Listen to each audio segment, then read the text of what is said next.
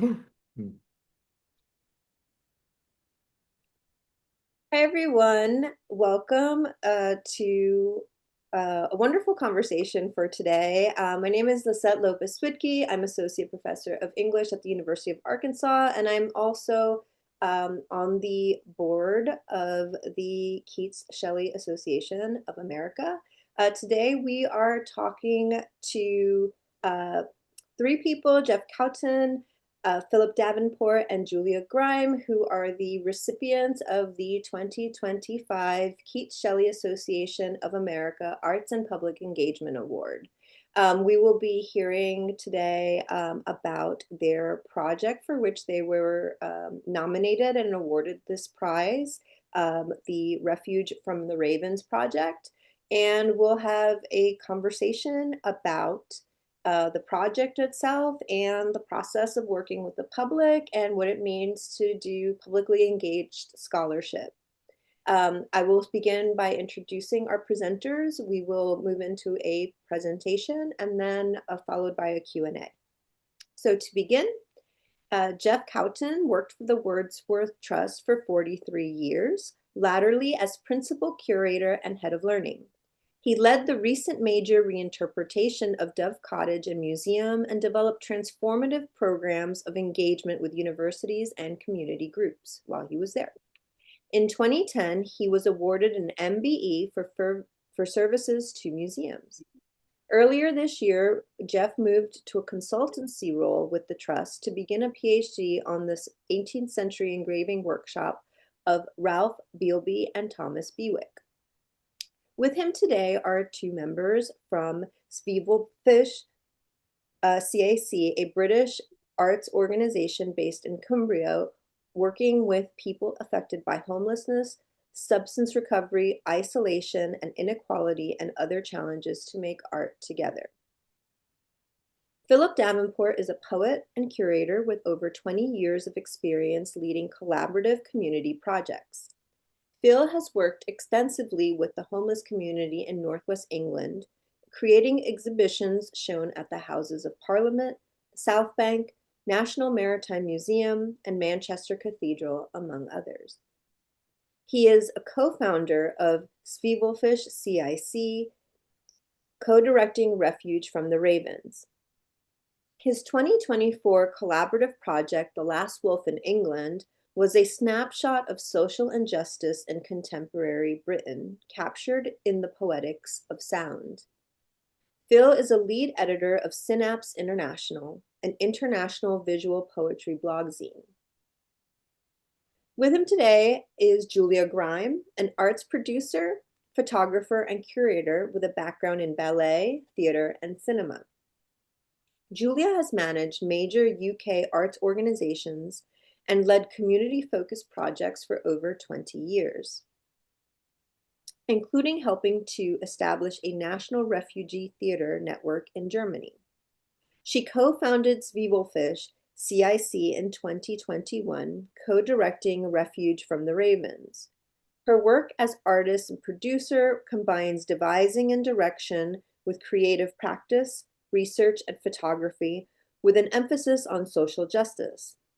Julia recently obtained an MA in Environment, Culture, and Society, which sparked the concept for Bellwether's The Current Refuge project.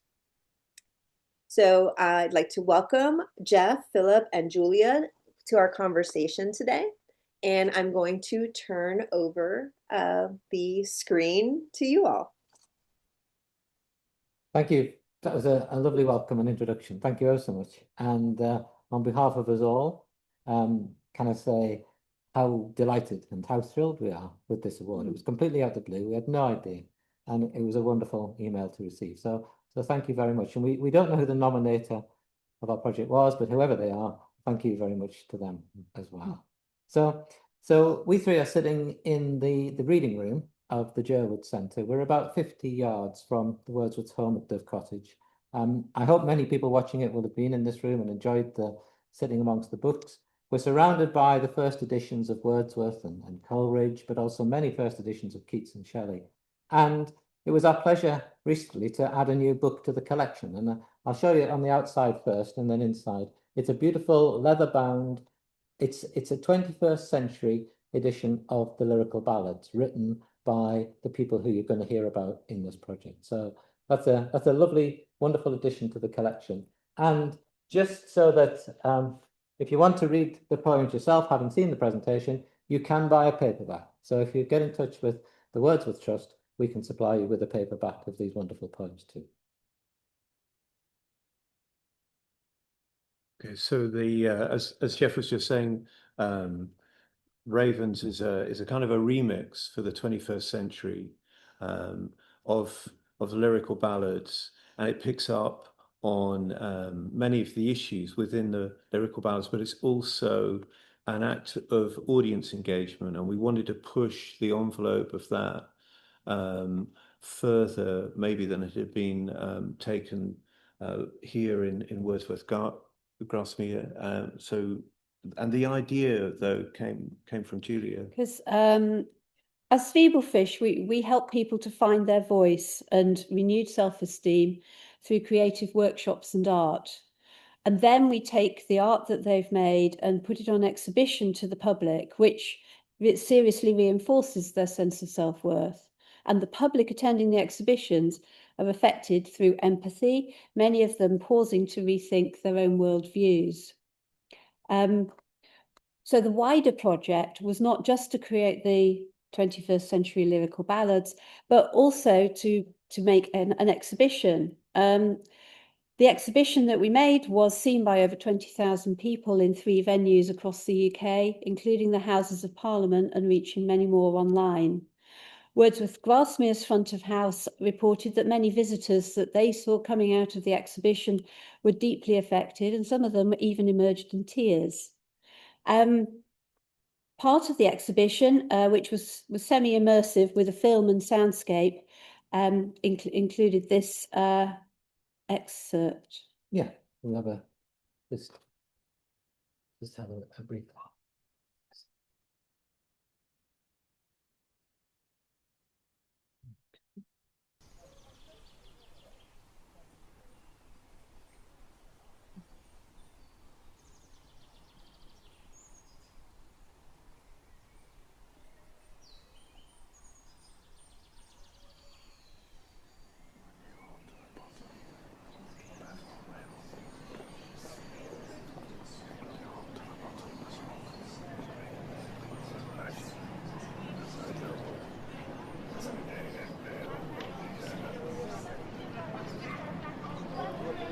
Just keep on walking, like we are walking.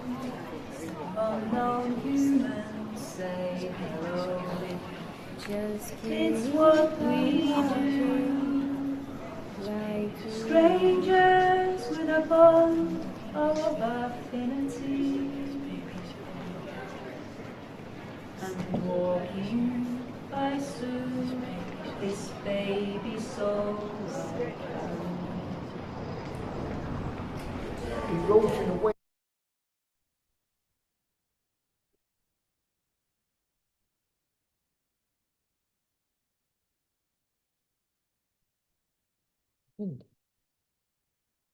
What's happened?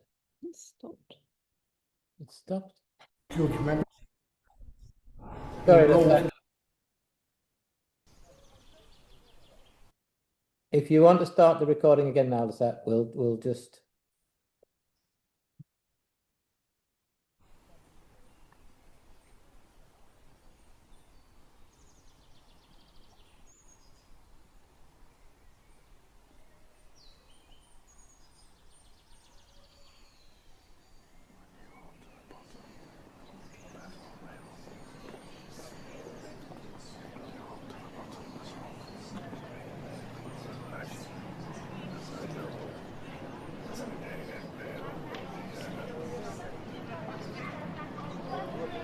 Just keep on walking, like we are walking.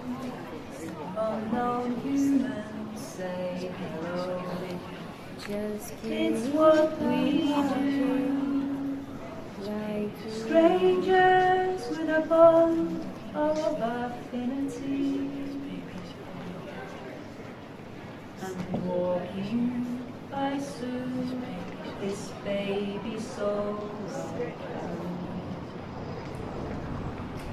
He wrote in a way that was not judgmental. Yeah. He wrote about the person, not about his own opinions or whatever.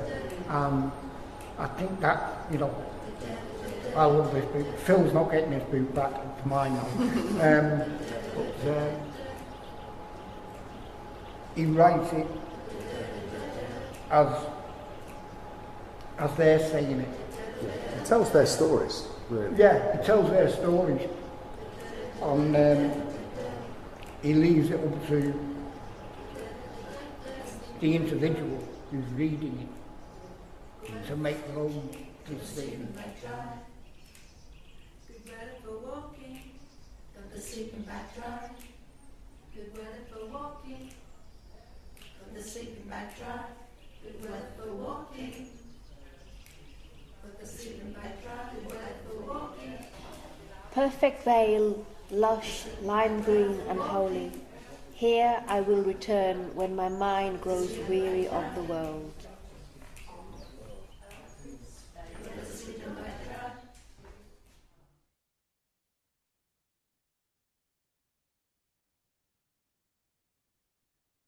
So that's an excerpt from the film that showed in the exhibition, and that really made an impression on our visitors. And I love in there that when Danny, the man talking there, talks about Wordsworth's poems, he was new to Wordsworth's poems, and yet here he was almost validating them, that Wordsworth could write about people in a way that he recognised. And so the starting point of the project was Wordsworth, with the Romantics generally in a way, with their concern for the state of society and those without a voice. And the key starting point in a way was of course the first edition of Lyrical Ballads. And we have a book that was greatly enjoyed.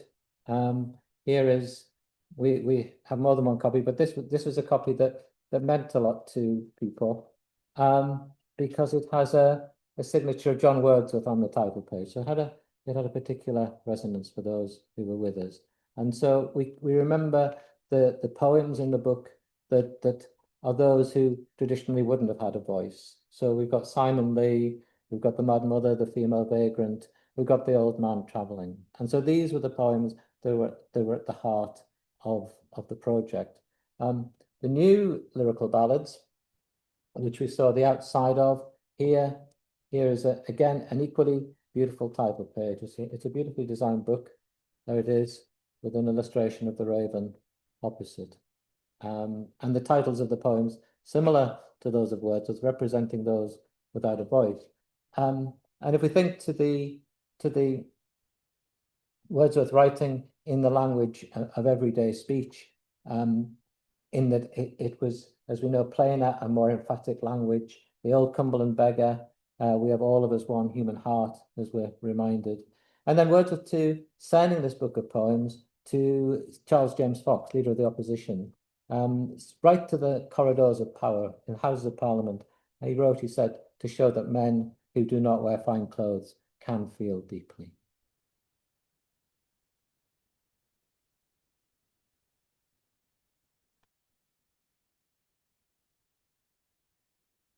Okay, so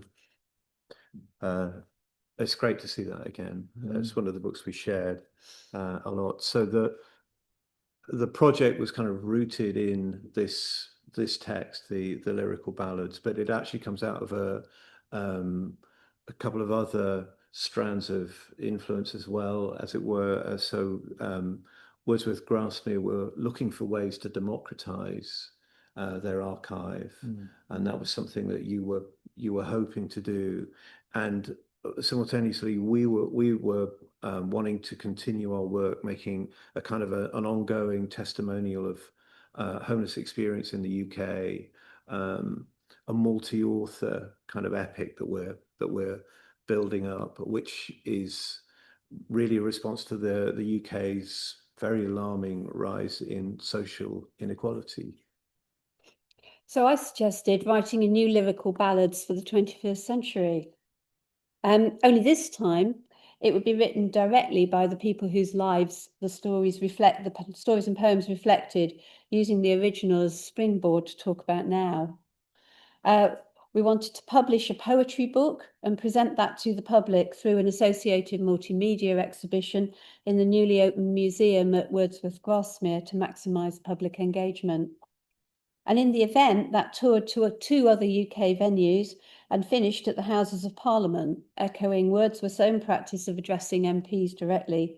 So like the 1798 edition, the 21st century version also found its place in the corridors of power. So we'd like to move on to talking about the creative process of actually making the project as we run through some images that were taken during the course of the project.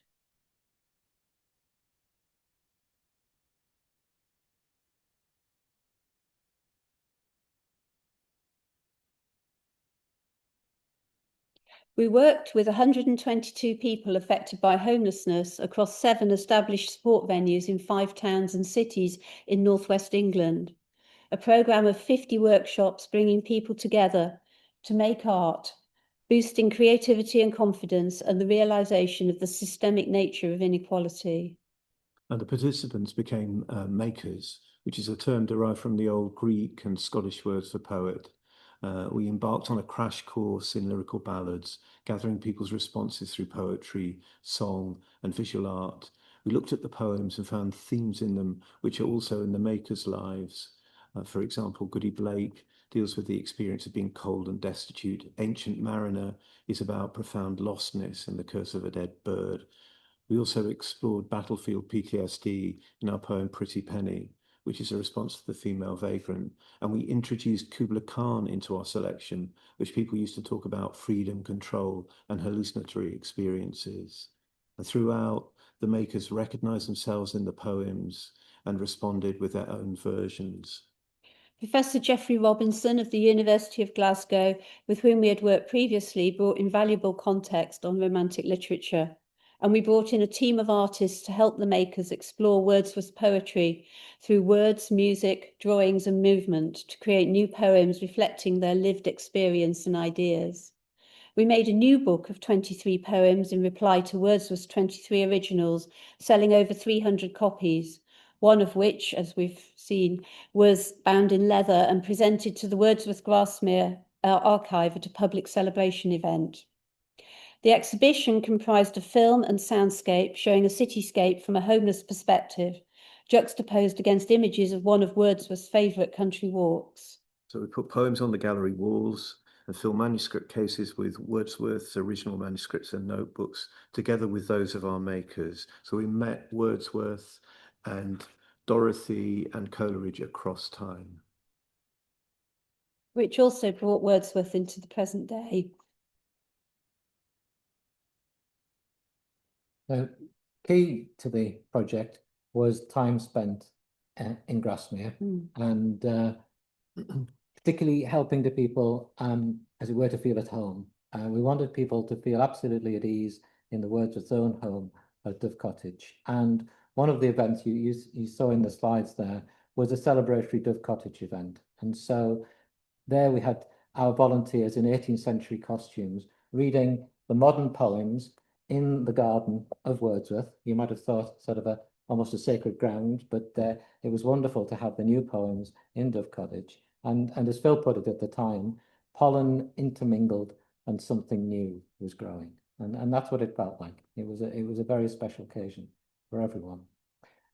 But also part of that was time spent in this room. So again, some people watching will know this room. This is the reading room at the Jerwood Centre.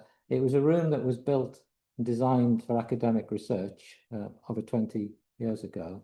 And it was a new experience, we would think, wouldn't it, for many of the people to come into such what you might call grand surroundings, different to certainly their everyday lives at the time.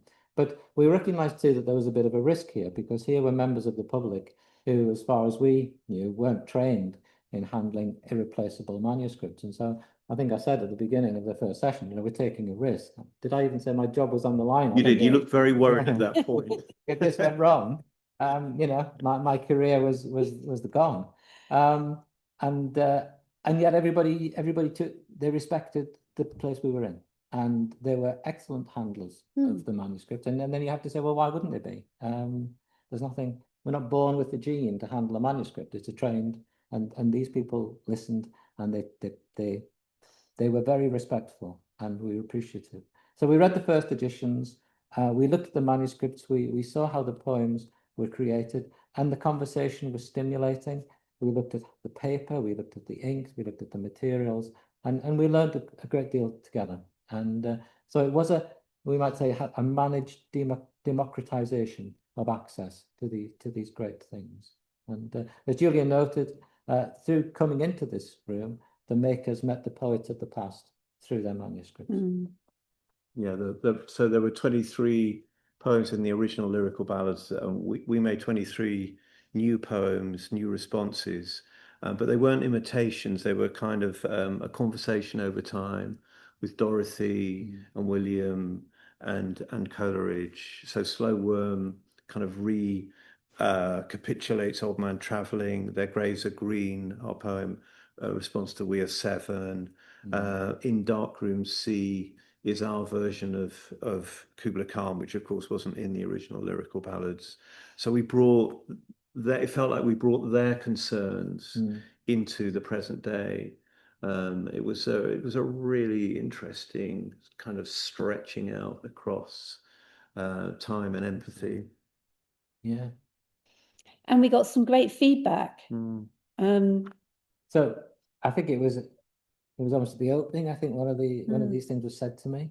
So one of the makers, a man called Don, said, the project connected me to men and women I'd never met centuries before I was born, but their words resonated with me at a foundational level. Suddenly people are listening and you matter. Well, that was tremendous to hear. You matter. And Rick, another of the makers, said, before I started writing, I was scared to go into my thoughts, my feelings. Now I feel more comfortable with myself, and I know I've touched people I've never met. I've reached them. Well, we know the importance of emotion and feeling in our romantic writing.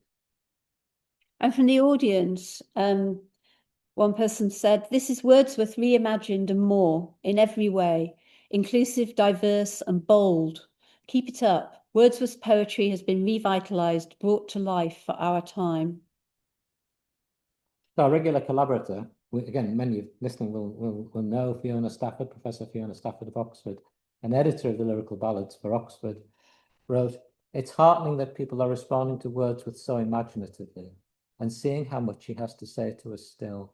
You all do so much to enable people to benefit from his words. Thank you. And then finally, when we went to the Houses of Parliament to launch the project there, our MP Tim Farron summed it up. I think he said, if we believe in the dignity and significance of all, we need to hear these stories. So now let's hear Slow Worm, the Old Man Travelling. Yeah, Old Man Travelling. Yeah, let's do that.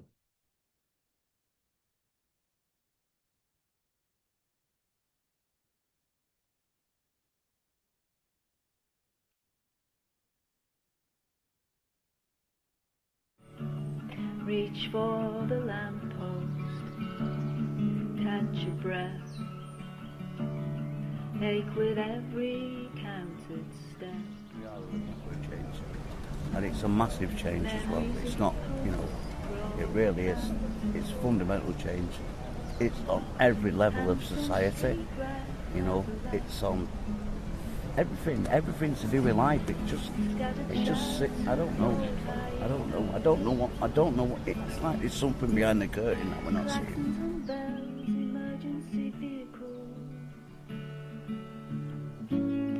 On the high road, swallows gathering, little hedgerow, birds are pecking, and the cold iron bell is pealing, slow and crawling, compass calling.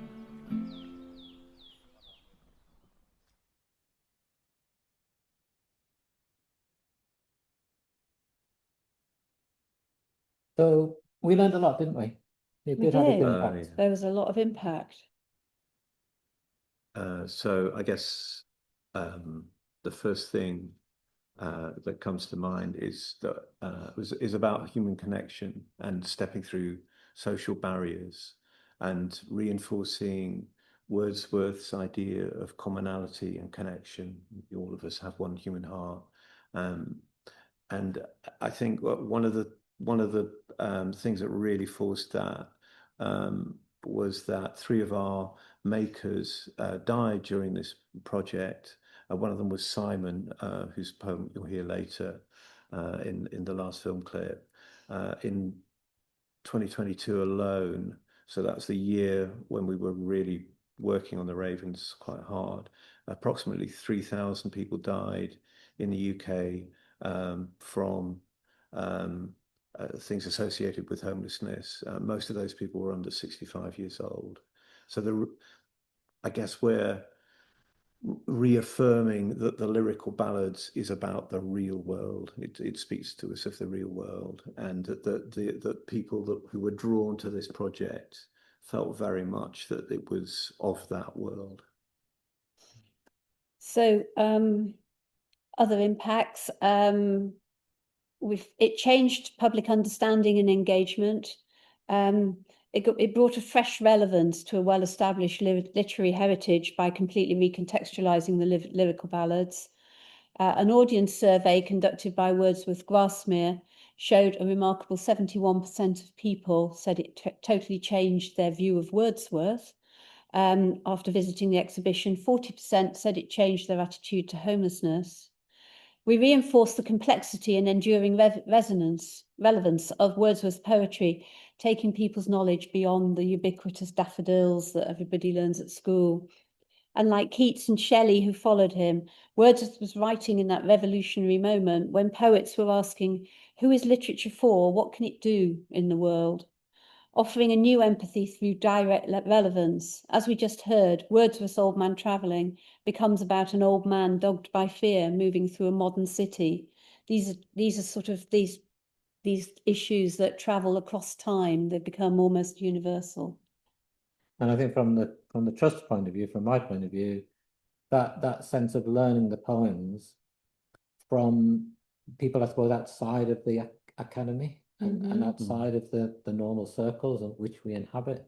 And it was so refreshing to hear different views of what they mean. That was really good. And following on from that, because we've opened up this room to lots more people, as it were, outside of our usual circles, we've learnt more about the poems. And since this project gave us the confidence to do this, we've worked with projects, for example, like with ex-servicemen suffering from gambling addiction, or people bereaved by suicide, or asylum seekers or refugees. And they've all gathered around these tables, and we've had these lively, stimulating conversations. And poems that I thought I understood or had a meaning for, I learned a completely different meaning. And if there's time, we could come back to, say, The Discharged Soldier, a poem like that, where when you hear that understood by someone who's been a discharged soldier, what a different sense you get from it, from someone, say, like me, sitting in a room like this and reading the poem. So that was really impactful. Yeah, but you've also started developing new exhibitions that engage with the general public directly as well, haven't you? So something like Time Lab that just happened recently in the same exhibition room we were in. I think that again, we may come back into a later conversation, but this notion of what does participation mean and what does meaningful engagement mean are not necessarily the same thing. Absolutely. And I think we're on that journey towards the meaningful engagement. So, which leads us on to the other thing we found was that we were re-energising the archive collections for a new and wider audience, reinvigorating the literature as a point of public discussion and revelation, rather than as a canon just to be passively accepted or only explored by experts and researchers. It was not a didactic appraisal of lyrical ballads, but a creative response full of passion and considered experience. And objects in museums change over time, and we transform the relevance of the lyrical ballads by making it speak to now. So we'll end with our last film clip, which is a poem by Simon, Call My Name to the Four Directions.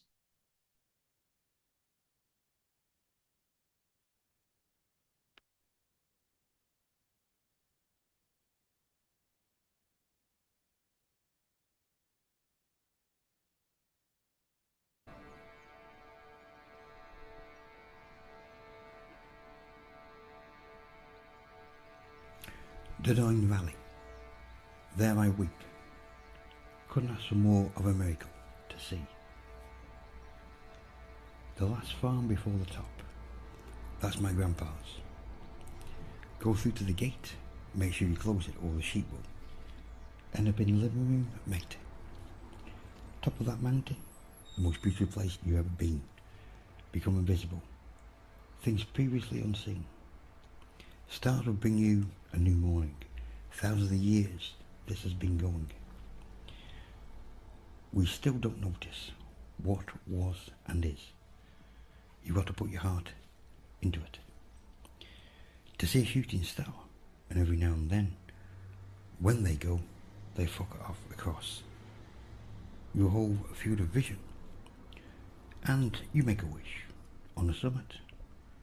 There will I weep in peace. We're not alone. Don't have any sparks or doubt. We don't know what things are. Put them down to shooting stars. But the fountain of all power flows in the heart. Once seen a comment, you shouldn't have seen it. Blazing, going like the clappers, going like folk. What through Dordogne towards Tober, through the farm, through the gate, through all that is and was. Sit there one night, listen and watch. You'd be fucking mesmerised. Watch them fly across, honest to God. Who is freer, the drifter or the driver? Put them down to shooting stars, but the fountain of all power flows in the heart. Sam.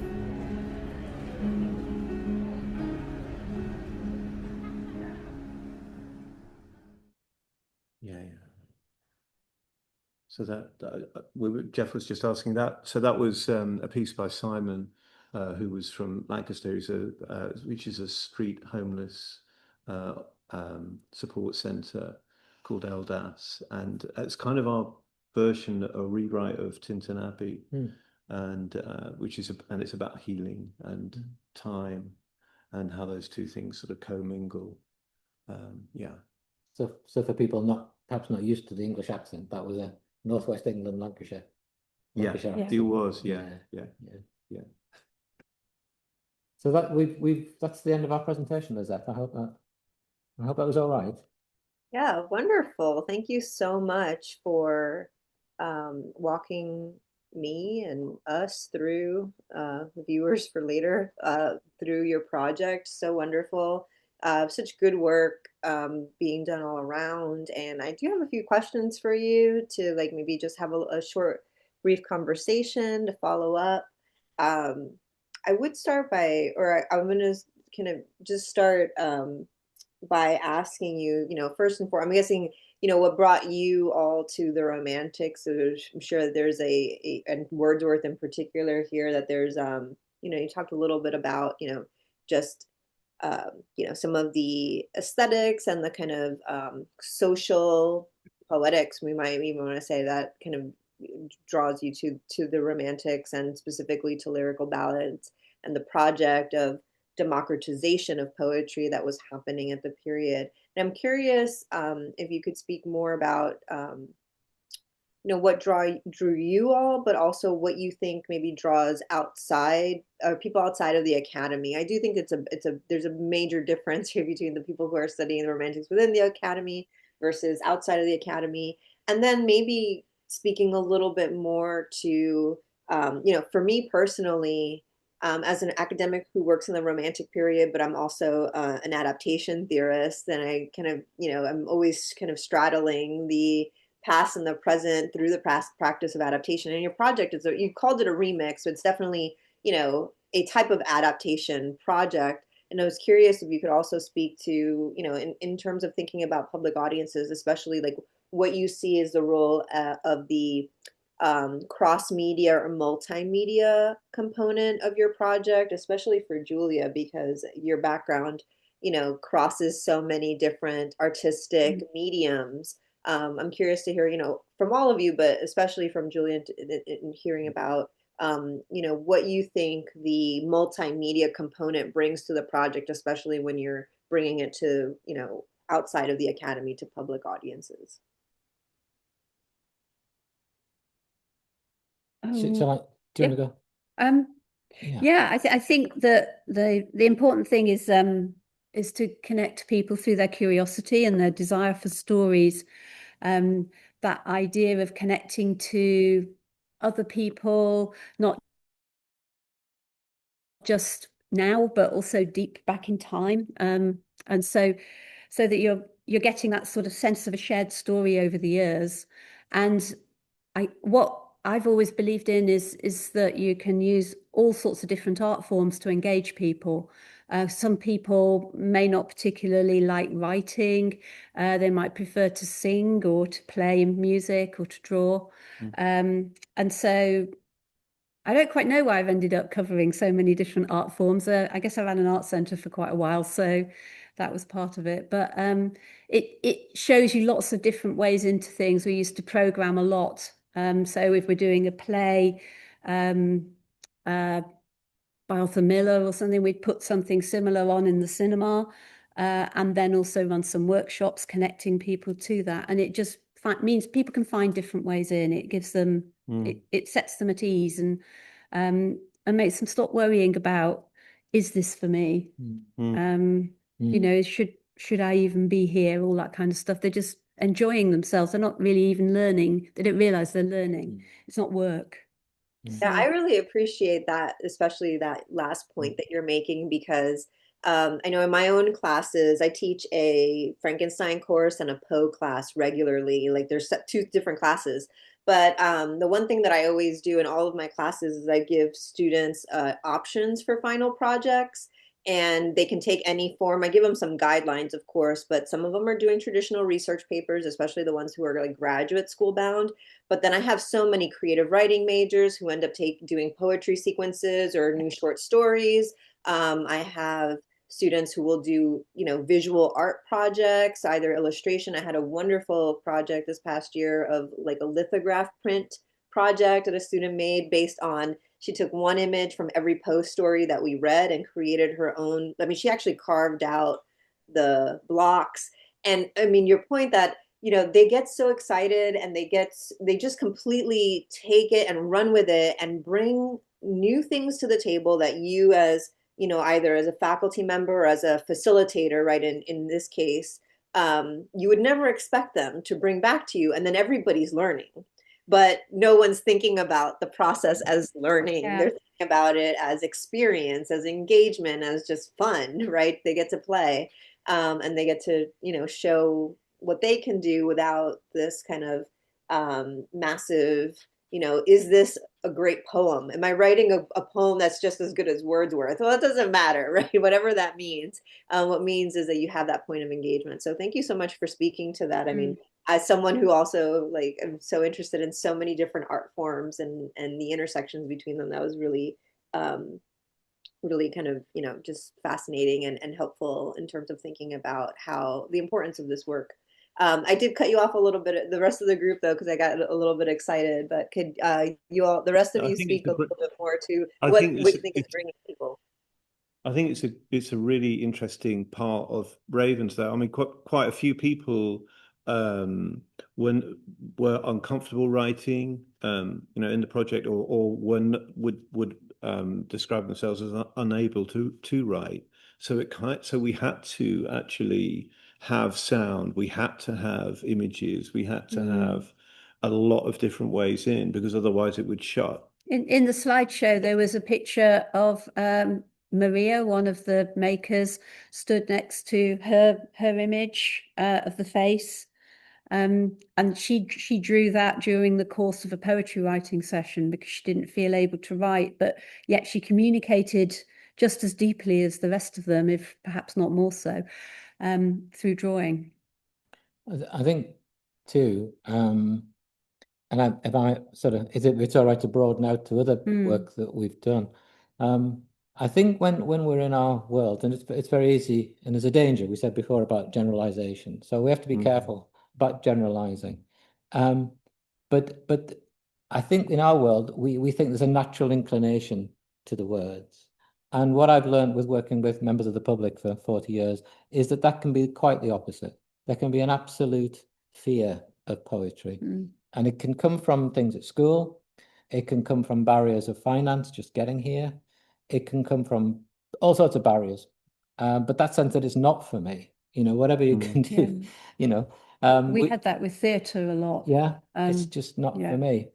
And you've mentioned the different art forms as a way of overcoming this initial kind of anxiety. It's almost doing it by stealth, isn't it? You're using different means to come to the poetry by different means, different route, whether it be film or writing or art. But that's where I think we'd agree too, wouldn't we? That being in the reading room with the books and the manuscripts can work its magic too. It's another method. And that curiosity that comes from thinking, okay, I'm holding a piece of paper.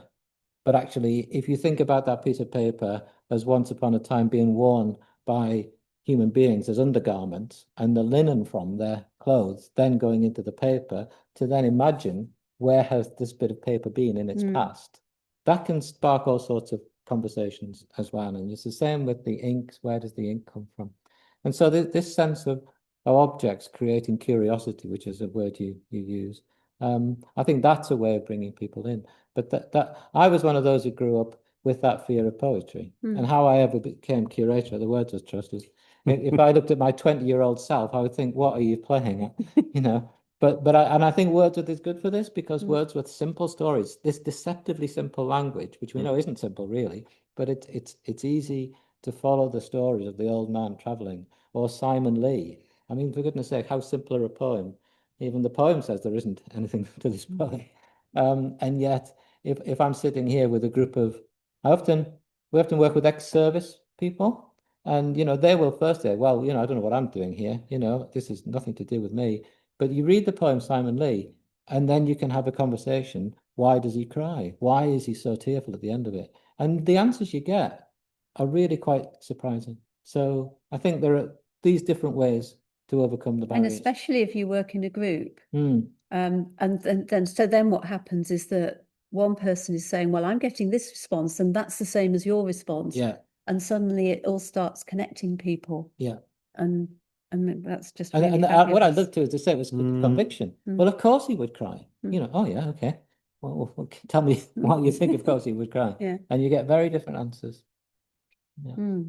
Does that answer your question? Was that? Yeah, absolutely. It actually helps us kind of move into the next question, which is really, what do you see as the opportunities and the possibilities of doing this kind of public facing work, in way, like what does it provide, or what opportunities does it provide that aren't necessarily possible or typically possible or available in the traditional context of research and teaching? And one of the reasons I'm asking that is because the whole point of the Keats-Shelley Association of America's Arts and Public Engagement Award is about really kind of honoring this type of work as crucial to the survival of the study of the Romantic period and its authors and its contexts, beyond the traditional areas of teaching and scholarship. So what would you speak to, or what would you say in terms of, especially for researchers who or faculty members, right, who are part of the association, who are thinking about doing public facing work? What do you think is available in this format and with these new audiences that aren't necessarily kind of built into the day-to-day structures of research and teaching? It's the power of the thing itself, isn't it? Really, in its own, especially if it's in its own habitat. Well, seeing a manuscript here, 50 yards from the house in which it was written, is a special thing, isn't it? I think that is it all right if I answer this first? Is that as well as working with the groups we've been talking about, we have for many years worked with student groups, and many of those groups have come from America and elsewhere.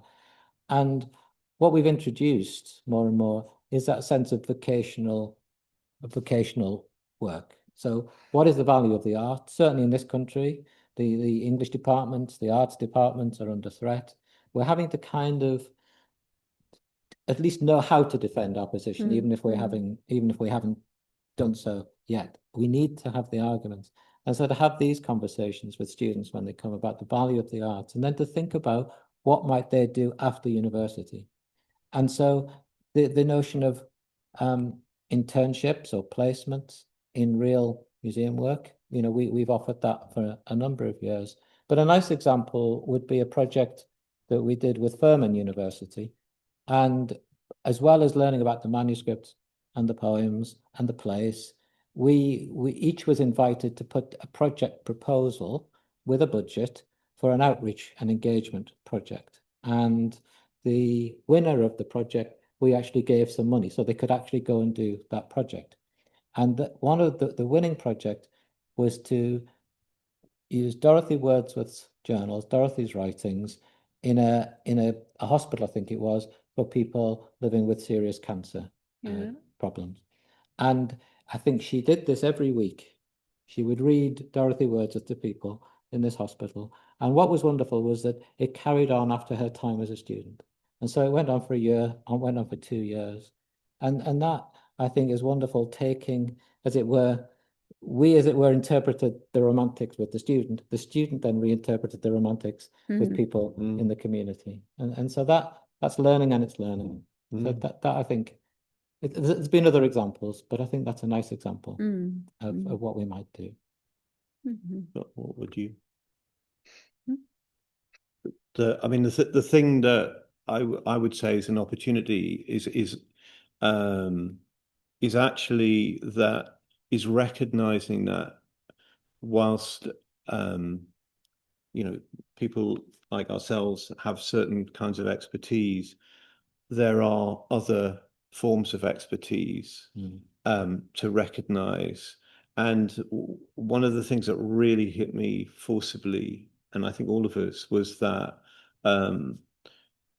in a way, the real experts in the lyrical ballads are people who've lived comparable lives to the people depicted in those poems. And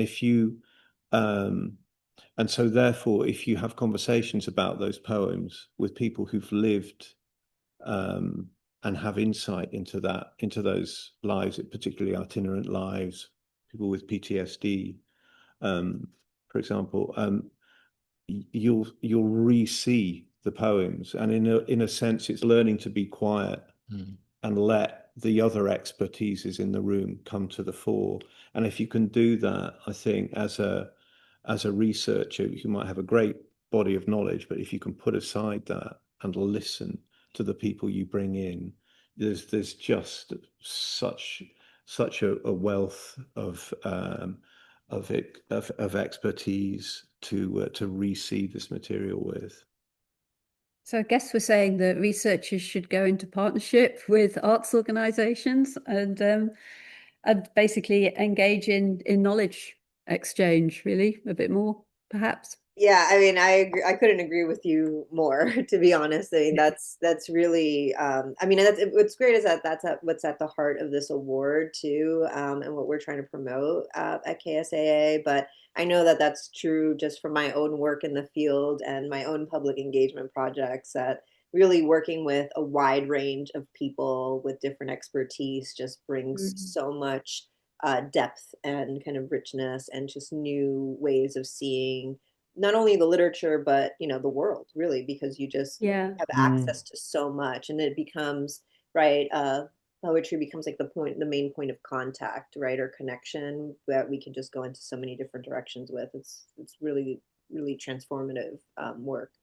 I wanted to pivot a little bit to thinking a little bit more about the logistical aspects of the project, and specifically, I know.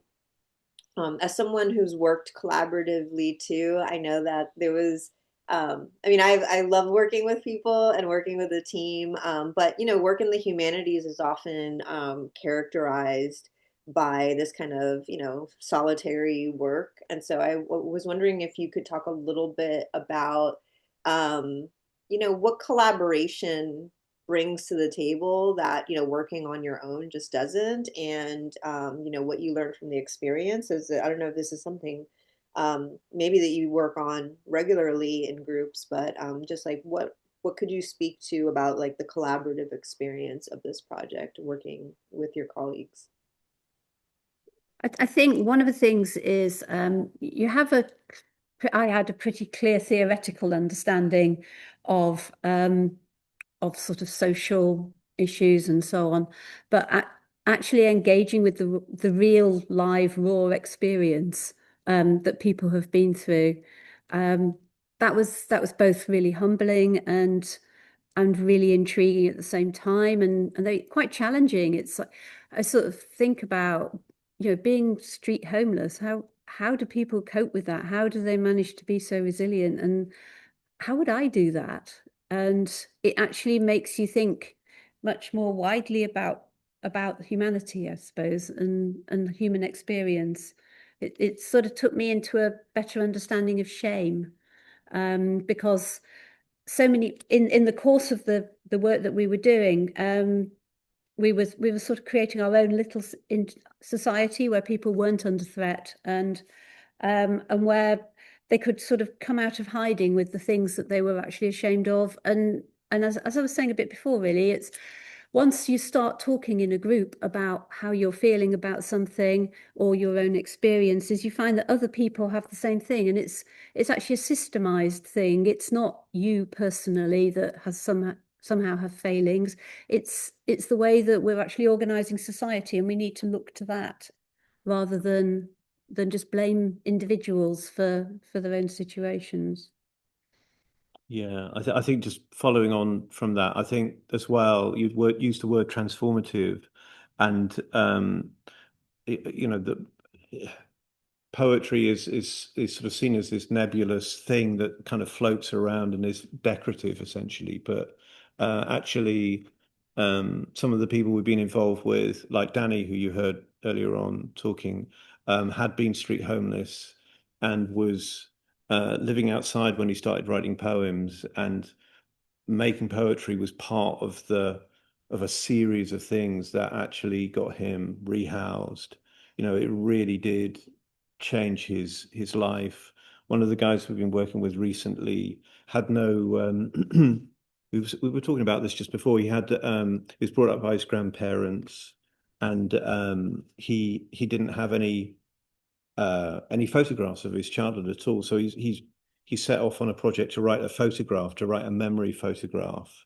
So he made a poem each week, and he actually stopped drinking in order to do that. It was he was on such a mission.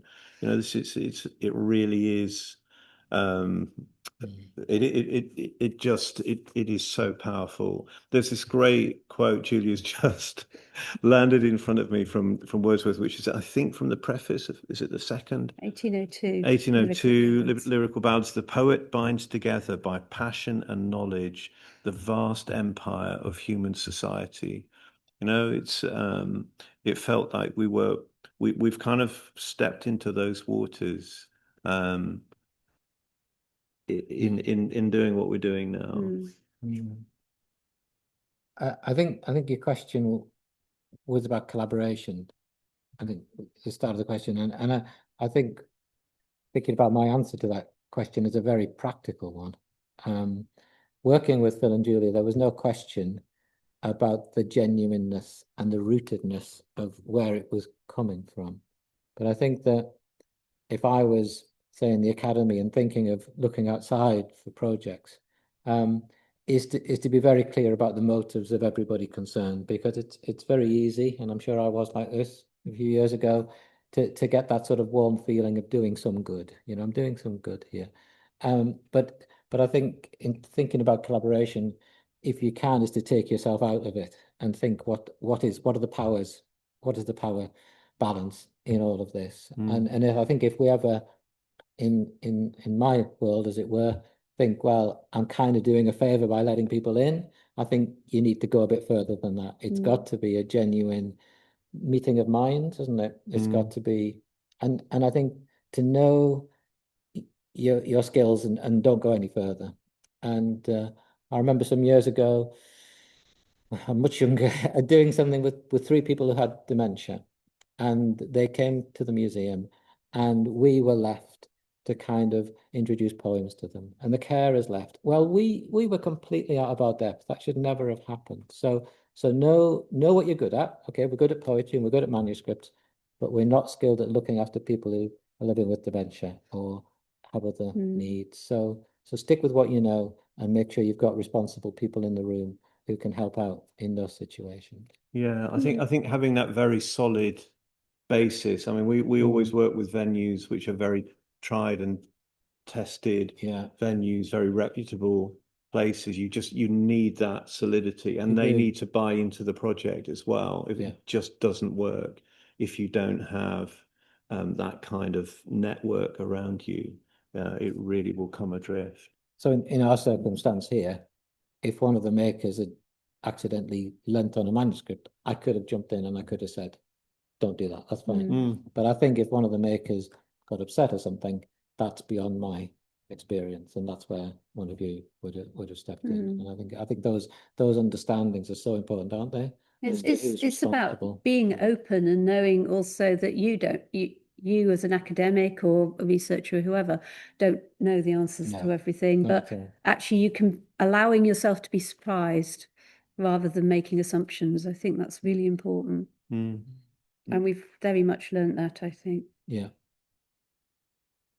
These great points all around, and so much to think about. I guess my last question for you all as we wrap up is, what advice do you have for others who are interested in pursuing public-facing projects? I think you've already started kind of hinting at some tips, but any big pieces of advice or small pieces of advice, things that you hadn't thought about before doing a project like this, that could be helpful for people who are thinking about getting started on public facing work and not really sure what to expect. I'd say think very clearly about how the experiences and the interests of the people you want to work with can sit in a dialogue with the material you want to introduce them to. I think we did that with the Ravens, and if you do that, you get a tremendous synchronicity and power. To being audience centered first and foremost. Yeah, making sure that they can find a way into what you're introducing them to as well. It's sort of, we planned it very meticulously, didn't we? And analyze these poems after death, in order to then make sure that we were writing something that spoke to the poems. I think my bit of advice is, from my own experience, is it's very easy to unwittingly make generalization. And an example of that would be Roy, wasn't it? When Roy came into the room, and he had a blue tracksuit, top to bottom. He had a sports whistle around his neck, didn't he? And he had a supermarket carrier bag in his hand. And he said, could he read Wordsworth's Ode? Well, that's not an easy read at the best of times. And so he read it from the first edition, and he read it showing he knew it. He really knew it. And afterwards he came up to me and he said, "Is that a different version?" He said, "That's not the version I know." And I just thought, wow, you could easily judge a man in a blue tracksuit as what could he know about Wordsworth? And here he was, he knew that poem better than I did. And so I guess my message is, if you find yourself going down towards generalizations, kind of stop yourself and think what you're thinking. Yes, just don't assume anything. Just we went back about 6 months later to one of the venues in Manchester, and the guys there said they reckon there were about 14 people wandering around Manchester with a copy of Wordsworth's original lyrical ballads in their pockets, which suggested we managed to do something. So, yeah. Well, wonderful. Thank you so much for this great conversation. I know I've enjoyed it. I've learned a lot from you. And I'm sure that those who find their way to this recording will also learn a lot from hearing you talk about it. And I'm really excited to see what else your next project, and wish you the best on your new collaborations, and for Jeff, your new kind of Yeah, back being a in academia. student. You writers make it look very simple. That's all I can say. I will just say that I'm still working at the Wordsworth Trust for 50 days in the year. And so if anybody, from this would like to talk to me about any of it, I'm very happy to use some of those 50 days to correspond with people. And if we can help in any way, be very happy to, very happy. Well, wonderful. Thank you so much. And I hope you all have a great evening. And, we'll be seeing you, right? Hopefully at the next K-SAA event. So thank you very much. Thank you very much. Thank you. Thank you. And thank you again for the award. That's wonderful. Yes, Yeah. it's marvelous.